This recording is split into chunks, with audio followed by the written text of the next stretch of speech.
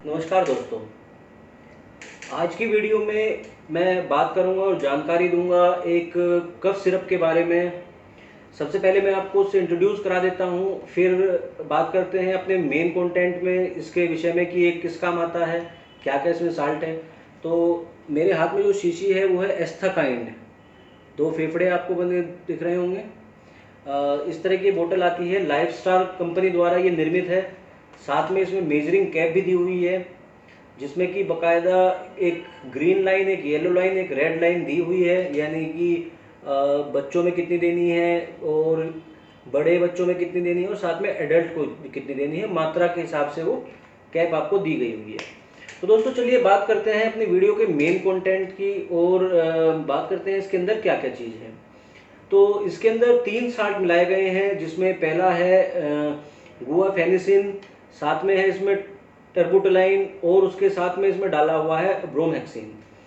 तो ये एक एक्सपेक्टोरेंट का काम करता है। एक्सपेक्टोरेंट का मतलब होता है कि जब आपके प्रोडक्टिव कफ हो गया हो, यानी कि पैदा होने वाला कफ, बलगम आपके लंग्स के अंदर बन रहा हो, साथ ही साथ आपके रनी नोज हो, नाक बह रही हो, आंखों में पानी आ रहा हो, आपका नाक बंद हो, ऐसे कंडीशन में इस सिरप का यूज़ किया जाता है।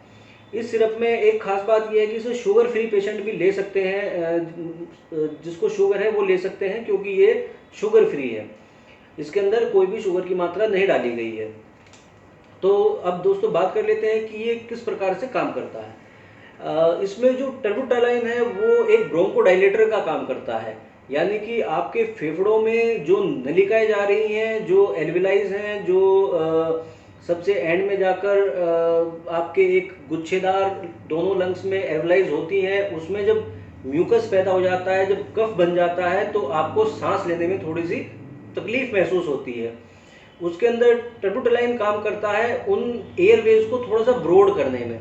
उसको बोलते हैं ब्रोंकोडाइलेटर। यानी कि आपको के फेफड़ों में जो नलिकाएं हैं उनको थोड़ा सा चौड़ा कर देता है और आप सांस इजीली ले पाते हैं। एक साल्ट का तो ये काम हुआ। दूसरा जो साल्ट है इसके अंदर गुआफेनिसिन, उसका काम होता है एक्सपेक्टोरेंट का मेन। यानी कि जो आपका बलगम, जो कफ आपकी चेस्ट में चिपका हुआ है, जमा हुआ है, खांसने के बाद भी नहीं निकल रहा है, ये उसको इजीली निकालने में हेल्प करता है। ये उसको थोड़ा सा एक जगह इकट्ठा कर कर थोड़ा सा स्मूथ कर देता है और जब भी आप खांसते हैं तो वो इजीली बाहर आ जाता है। साथ ही साथ जो इसके अंदर तीसरा साल्ट है ब्रोमहेक्सिन, वो काम करता है आपके उस म्यूकस को थिन करने के।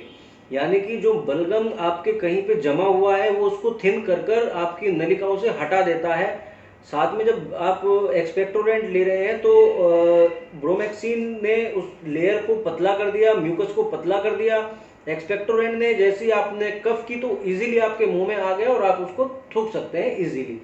तो इस तरह से ये पूरी एक चेन रिएक्शन बन जाता है। इसमें आप जैसे ही पीते हैं तो ये तीनों काम अपना शुरू कर देते हैं और आपको रनी नोज से लेकर विंड पाइप में ब्लॉकेज से लेकर आंखों में पानी आना और जो आपको लंग्स में कंजेशन फील हो रहा है, एक खिंचावट फील हो रही है, उस सबको दूर करता है।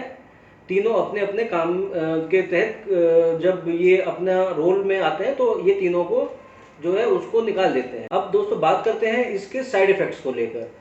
तो थोड़े से इसके साइड इफेक्ट्स आते हैं, जैसे नोजिया होना, यानी कि आपको बीमारी की फीलिंग होना, स्टमक अपसेट भी कर देता है ये कभी कभी। जो इसके थोड़े से मेन साइड इफेक्ट्स हैं जिसमें थोड़ा सा डर सा लगता है, वो है एक तो ट्रिमर्स आना, यानी हाथ हल्के से आपके कांपने लगते हैं। ये होता है टर्बुटालाइन की वजह से। जब आप इसको थोड़ा सा अधिक मात्रा में ले लेंगे तो ये आपके हाथ में कपकपी सी पैदा कर देगा, आपकी पूरी बॉडी में एक झंझनाहट सी पैदा कर देगा। साथ ही साथ ये थोड़ा सा दिक्कत कर देता है, हल्की सी डिजीनेस ला देता है। तो आप जब भी कभी कोई व्हीकल चलाएं या आप कोई बड़ी मशीनरी का यूज़ करें तो इसे पीने के बाद 1-2 घंटा देख लें कि कहीं आपको वाला असर तो नहीं हो रहा है। अगर आपको कोई डिजीनेस महसूस नहीं हो रही है तो आप आगे भी इसको पीकर अपने व्हीकल या मशीनरी यूज़ कर सकते हैं। परंतु अगर आपको कोई डिजीनेस फील हो रही है तो कृपया उस टाइम पर आप बड़ी मशीन या वाहन का प्रयोग ना करें। एक और जो इसका साइड इफेक्ट है वो है हार्ट बीट का बढ़ जाना। थोड़ा सा एरिथमियाज पैदा कर देता है, ये थोड़ा सा आपकी हार्ट बीट को इरेगुलर कर देता है। वो भी तभी है जब आप इसको थोड़ी अधिक मात्रा में ले लेते हैं। तो जो डोज आपको डॉक्टर ने बताई है बिल्कुल उसी हिसाब से आपको इसको लेना चाहिए। अगर उसके बावजूद भी आपको ये सब चीज़ें महसूस हो रही हैं तो या तो आप अपने डोज को कम कर दें या थोड़ा पानी वानी अधिक पिएं और थोड़ा सा एक्सरसाइज कर लें, यानी कि 40 मिनट की वॉकिंग एनफ होती है। तो जो इसके साइड इफेक्ट्स हैं वो अपने आप ठीक हो जाते हैं, धीरे धीरे अपने आप सब सबसाइड हो जाते हैं। अगर फिर भी आपको कोई ऐसा साइड इफेक्ट महसूस हो रहा है जो टाइम टू टाइम सबसाइड नहीं हो रहा है तो आप अपने फिजिशियन से संपर्क कर सकते हैं। वो आपको और कोई सुटेबल जो ड्रग होगा जो इसमें है, और अगर किसी दूसरे कफ सिरप में नहीं है जिससे आपको दिक्कत हो रही है, वो उसको आपको लिख देगा। बात करते हैं इसकी डोज को लेकर। तो दोस्तों ये डिपेंड करता है आपकी सीवियरिटी पर, कितनी सीवियर कंडीशन है, कितनी नॉन सीवियर कंडीशन है। अगर आप स्टार्टिंग फेज में हैं तो आपको इसके साथ कोई टैबलेट लेने की जरूरत नहीं पड़ेगी, ये अकेला ही एनफ रहता है आपकी स्टार्टिंग फेज को कवर अप करने के लिए। 5 से 7 दिन आप इसका सेवन जब करेंगे तो कम मात्रा में करनी होती है। जैसे बच्चों को 1.5 ml देना है 5 साल तक के बच्चों को, 5 साल के से ऊपर के बच्चों को, और 8 से 10 साल के बच्चों में आप इसको 2 से 2.5 ml दे सकते हैं। एडल्ट में इसकी डोज 3 से 5 ml की होती है।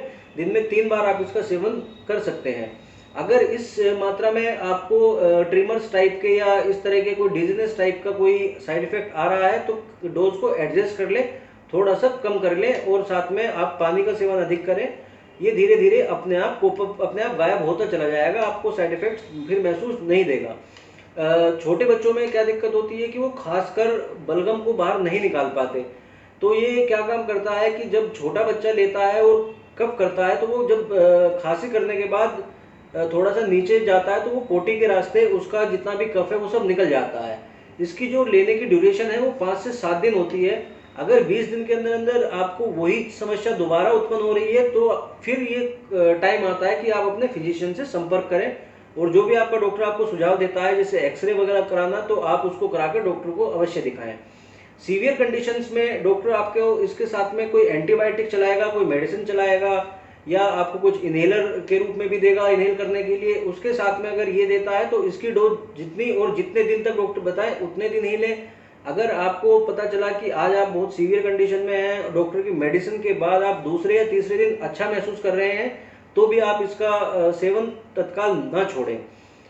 जितना टाइम तक डॉक्टर ने आपको इसे सेवन करने के लिए दिया है उतने टाइम तक इसको अवश्य लें। आइए दोस्तों बात करते हैं अब इसके प्राइस के बारे में। तो ये जो मेरे हाथ में ये 100 ml की बोतल है, 70 रुपये 85 पैसा इसका प्राइस है। किसी भी फार्मेसी पर, किसी भी अच्छे मेडिकल स्टोर पर ये आराम से उपलब्ध होता है। बाकी इसी साल्ट में अलग अलग कंपनी अलग अलग नाम से ये सिरप को बनाती है।